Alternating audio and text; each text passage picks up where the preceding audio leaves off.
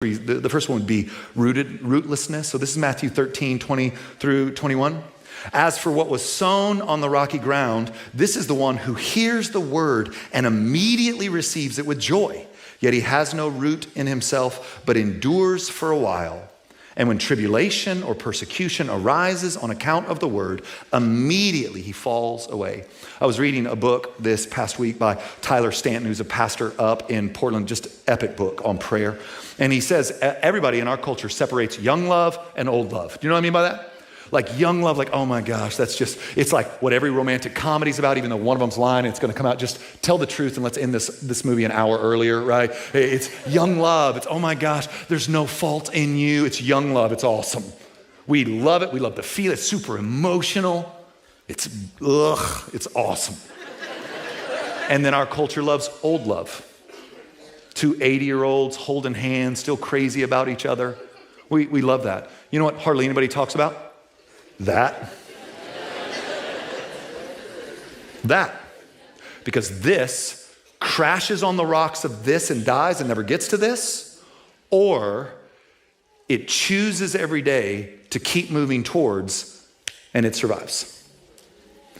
And what is being highlighted to us in another way we get put to sleep, and this is, you go through the Old Testament and see this everywhere. You can see the warning of it here in Jesus, and you can actually watch the church at Ephesus die on this in Revelation 2. You can watch their birth in Acts 18 and 19. You can watch their death in Revelation 2. It's just a really sad situation. And here's Paul going, wake up! And so what you have happening in here is everyday fidelity as the power of endurance. As the power of endurance. You can build your life, and I'm talking about your life with Jesus, in the truth of his word, in the complexities of his community, or you can build it on platitudes and make-believe fairy wishes about what he was like.